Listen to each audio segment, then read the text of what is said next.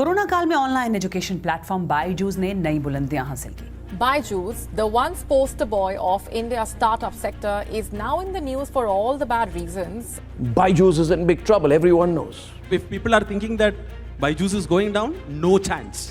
No chance. Byju's के इस तरक्की भरे सफर में उसके खिलाफ कई आरोप भी सामने आए हैं। CEO Byju Ravindran has been summoned by NCPR because there have been allegations from parents and children of malfunctioning. They force them to buy courses and they auto debit their accounts. Where the financial terms, the obligation, the loans, the EMI is not understood by the customer. Byju's has been under fire these past months over its delay in filing audited financials. Every single day in that financial year, Byju's lost 12.5 crore rupees. We are pioneers in edtech and not pioneers in perfection. When you are in a new segment, we'll make more mistakes than anyone else. Edtech joint Byju अब 12,000 कर्मचारियों को बाहर निकालने की तैयारी कर रहा है। Companies fail not because of external reasons. Companies fail because of internal reasons.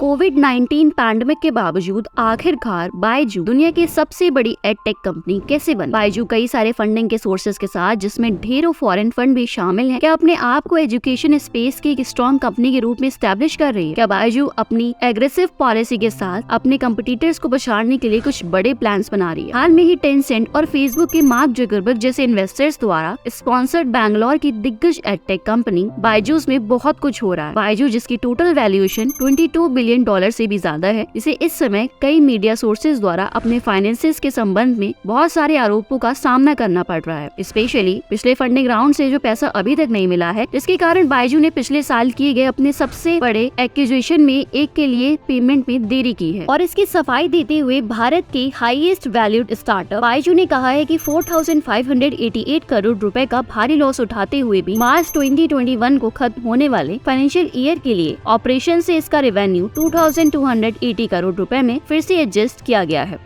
Reports के हिसाब से बायजू में बड़े पैमाने पर लोगों को नौकरी से निकालने की भी आशंका जताई जा रही है और लगभग 2,500 लोगों को निकाल भी दिया गया है। हालांकि कंपनी के billionaire founder Byju Raveendran global expansion पर जोर देते हुए आगे बढ़ रहे हैं और इसके अब तक के सबसे बड़े एक्विजिशन पर नजर गड़ाए हुए हैं। तो आपको क्या लगता है, क्या बायजू वास्तव में फेल हो रहा है? 2003 के आसपास बायजू रविंद्रन ने अपने कुछ दोस्तों को कैट के एग्जाम के लिए हेल्प करने का फैसला किया। उन्होंने भी उस कॉम्पिटिटिव एग्जाम में पार्टिसिपेट किया और 2 बार 100% स्कोर किया, लेकिन उन्होंने भारत के शीर्ष बिजनेस स्कूलों के बजाय अपनी नौकरी को चुना। बाद में उन्होंने स्टूडेंट्स को पढ़ाना शुरू करने का विचार किया। स्टार्टिंग में बायजू ने बहुत कम छात्रों को पढ़ाना शुरू किया, लेकिन बाद में उन्होंने अपने एजुकेशनल एक्सीलेंस को एक बिजनेस एंटरप्राइज में बदल दिया। एडटेक दिग्गज बायजू की शुरुआत think and learn private limited के नाम से शुरू की गई थी, एक कंपनी जो 2011 में बायजू रविंद्रन, दिव्या गोकुलनाथ और कुछ छात्रों के एक ग्रुप द्वारा स्टैब्लिश की गई थी।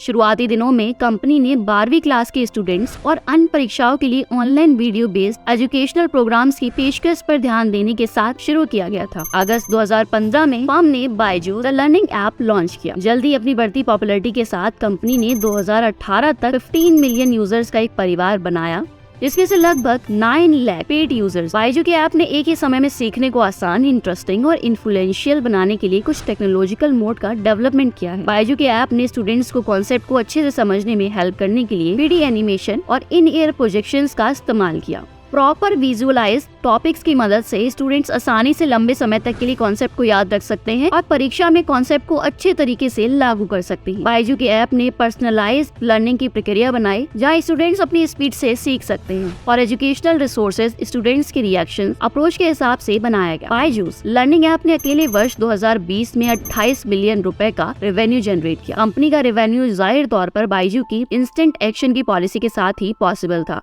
कंपनी के बढ़ते प्रॉफिट फिगर्स को देखते हुए बायजूस ने अधिक से अधिक इन्वेस्टर्स को इनवाइट करने और एक प्रमुख एडटेक दिग्गज के रूप में खुद को एस्टैब्लिश करने के लिए तेजी से कदम बढ़ाने लगा। बायजू ने sequoia capital India, silver lake, black rock, tiger global, Tencent, Qatar investment authority और अन्य बड़े इन्वेस्टर्स को अट्रैक्ट किया। दिग्गज एडटेक बायजूस के ऊपर जैसे इन्वेस्टमेंट की बारिश होने लगी, जिसका रिजल्ट ये रहा कि मात्र साल 2021 में ही इसने $2 बिलियन का फंड इकट्ठा किया। साल 2016 में बायजू चैन जुगरबर्ग जुकरबर्ग फाउंडेशन में इन्वेस्टमेंट प्राप्त करने वाली एशिया की पहली कंपनी बन गई, जो फेसबुक के फाउंडर मार्क जुकरबर्ग और उनकी वाइफ प्रिसिला चेन की एक फाउंडेशन है। बायजू का वैल्यूएशन जो आखिरी बार $22 बिलियन पर रुका था, अब 7 जुलाई 2022 की रिपोर्ट के अकॉर्डिंग $23 बिलियन तक पहुंच गया है। इतने अच्छे ग्रोथ के चलते हुए आखिरकार बायजूस में क्या गलत हुआ? बायजूस जाहिर तौर पर भारतीय टीवी पर सबसे अधिक दिखाई देने वाला ब्रांड है, जिसमें कई बॉलीवुड सुपरस्टार ब्रांड एम्बेसडर के रूप में बायजूस के अट्रैक्टिव एडवर्टाइजमेंट कैंपेन को चला रहे हैं। बायजू ने भारतीय क्रिकेट टीम की शर्ट्स को स्पॉन्सर किया और फीफा वर्ल्ड कप में एडवर्टाइजमेंट अभियान चलाए।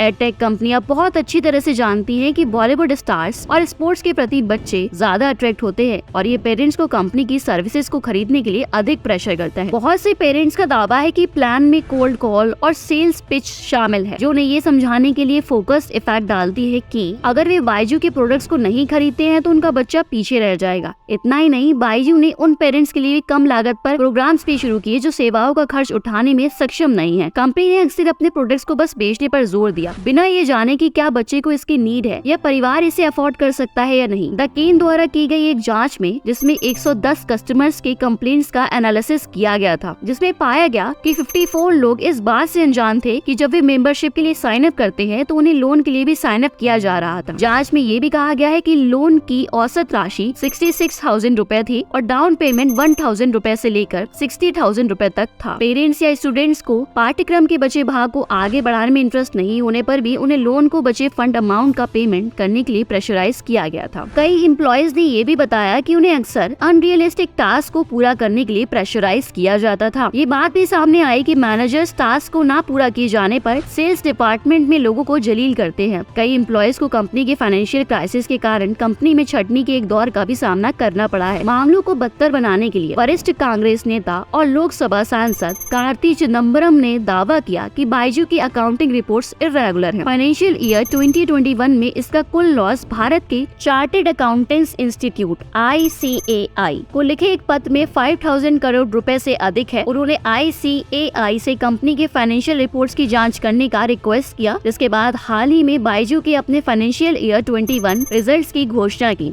जिसमें इसका लॉस पहले की तुलना में लगभग 20 गुना तक बढ़ा दिखा। जैसे जैसे एडटेक प्लेटफॉर्म रैपिडली बढ़ता गया, उनका कुल खर्च भी तेजी से बढ़ा, जो कि एक्विजिशन, ओवरहेड्स, मार्केटिंग और प्रमोशन, टीचर की फीस जैसी चीजों पर खर्च के तौर पर सामने आया। सुपरस्टार शाहरुख खान के ब्रांड एम्बेसडर के रूप में ऑन बोर्डिंग के साथ साथ खेल आयोजनों और मशहूर हस्तियों के साथ महंगे साझेदारियां बायजूस को भी और नीचे ले गयी। इस बीच प्रॉफिट और इन्वेस्टमेंट के साथ बायजू भारत में और विश्व स्तर पर एक्विजिशन की होड़ में लगा रहा। बिजनेस स्टैंडर्ड्स के अनुसार बायजूस ने भारत और यूएस में लगभग 9 कंपनियों का एक्विजिशन किया और इन एक्विजिशंस पर पिछले कई महीनों में $2 बिलियन से अधिक खर्च किया गया है। अप्रैल में बायजूस ने नई दिल्ली स्थित आकाश एजुकेशनल सर्विसेज को $915 मिलियन में खरीदा। $600 मिलियन में Singapore based great learning professional और हायर एजुकेशन में एक स्ट्रॉन्ग वर्ड प्लेयर की खरीद के अलावा जुलाई में बायजू ने $500 मिलियन के लिए एक US based digital reading platform epic का एक्विजिशन किया। 2019 में बायजू ने एजुकेशनल गेमिंग कंपनी ऑस्मो को स्टॉक और कैश डील में $120 मिलियन में खरीदा। अगस्त 2020 में बायजू ने $300 मिलियन में व्हाइट हेड जूनियर को भी खरीदा, जो स्टूडेंट्स को कोडिंग सिखाता है। FY21 में बायजूस का 2,428 करोड़ रुपए का रेवेन्यू फाइनेंशियल ईयर 2020 के 2,704 करोड़ रुपए से लगभग 14% कम था। इसने 2020 से 21 में 4,588 करोड़ रुपए का नुकसान दर्ज किया, जबकि फाइनेंशियल ईयर 20 में 260 करोड़ रुपए का ही नुकसान हुआ था।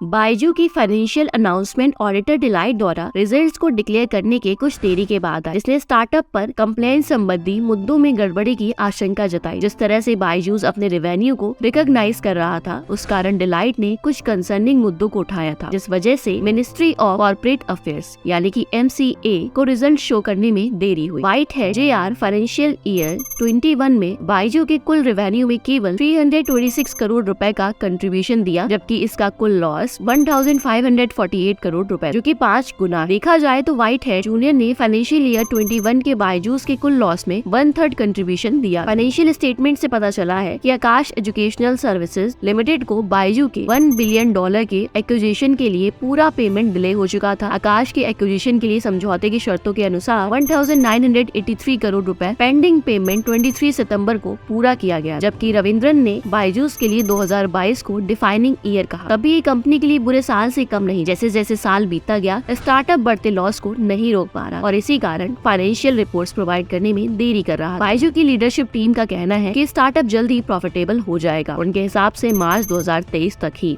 उन्होंने कहा है कि 2500 एम्प्लॉयज को निकाल दिया गया है क्योंकि वे एक्विजिशन के कारण उन्हें पेमेंट नहीं कर पा रहे। कंपनी वीडियो कॉलिंग प्लेटफॉर्मों के थ्रू सेल्स पर जोर देने, कस्टमर एक्सपीरियंस में सुधार करने और ऑपरेशंस के एक्सपेंसेस को बचाने के लिए अपनी सेल्स क्राइटेरिया को फिर से तैयार कर रही है। शुरुआत में शेयर होल्डर्स की लगातार कंप्लेंट्स है कि अमेज़न और फेसबुक जैसी हाई वैल्यूड कंपनियां प्रॉफिट कमाने में कैसे फेल हो सकती हैं। लेकिन नई कंपनियों के शुरुआती दिनों में losing money is the part of the plan. एक हेल्दी बिजनेस के लिए स्टार्टिंग में लॉस बियर करना अच्छा होता है। ये जनरल कॉन्सेप्ट के अंडर आता है जिसमें लंबे समय के लिए इन्वेस्टमेंट करने की प्लानिंग होती है। लूजिंग मनी के 2 तरीके हैं जो कि जेफ बेजोस और मार्क जुकरबर्ग जैसे बिलियनियर्स को उनकी सक्सेसफुल मुकाम तक पहुंचाने में हेल्पफुल साबित। पहला, फ्यूचर में बाजार में अच्छी मार्केट पोजीशन के लिए शुरुआत में घाटा सहना अच्छा है। फेसबुक ने कई कारणों से सोशल नेटवर्किंग पर मोनोपोली हासिल कर ली, लेकिन उनमें से एक यह था कि इसने मार्केट को जल्दी एक्वायर किया और अपॉर्चुनिटी का भरपूर फायदा उठाने के लिए इनफ कैपिटल जुटाया, नए प्रोडक्ट्स और टेक्नोलॉजी में इन्वेस्ट किया और अपने सिस्टम को लाखों लोगों की सेवा करने के कैपेबल बनाए। यह तरीका लगातार और ह्यूज प्रॉफिटेबिलिटी को जन्म दे सकता है, जिसके कारण बिजनेस इतना बड़ा हो जाता है कि नई इन्वेस्टमेंट की आवश्यकता या तो कम हो जाती है या फिर लोग अपने आप ही बिजनेस से जुड़ना चाहते हैं। ये फेसबुक गूगल मॉडल है। नंबर 2, आप तब तक लॉस में बढ़ सकते हैं जब तक आपके पास इसे एक्सप्लेन करने की प्लानिंग है। शेयर बाजारों ने पूरे इंटरनेट एरा में स्टार्टअप घाटे को बियर किया है। यहाँ तक कि जिन कंपनियों के पास प्रॉफिटेबल होने के लिए बहुत टाइम है, जैसे कि अमेज़न और Salesforce.com, वो इन्वेस्टर्स को लाभ दिए बिना डिकेड्स या उससे अधिक टाइम के लिए अकाउंटिंग रूल्स के तहत लॉस लेने की अथॉरिटी दी गई है। बायजूस को कई दिग्गज ग्लोबल इन्वेस्टर्स जैसे कि फेसबुक के मार्क जुकरबर्ग, चीन के टेंसेंट, कतर इन्वेस्टमेंट अथॉरिटी जैसे और कईयों का अटूट सपोर्ट, और यही बायजू के सपोर्ट में काम करता है। इस वजह से आज भी बड़े दाव लगाने के लिए एक बेहतरीन ऑप्शन के रूप में सामने आता है। वास्तव में देखा जाए तो स्टार्टअप में $5 बिलियन से भी ज्यादा की लार्ज फंडिंग होने के बाद इन्वेस्टर्स किसी भी कीमत पर बायजू को फेल नहीं होने दे सकते। अब जो देखा जाना बाकी है वो यह है कि कब तक ये प्रोमोटर्स इन्हें वापस मार्केट में रेलेवेंट बनाने में सफल होते हैं।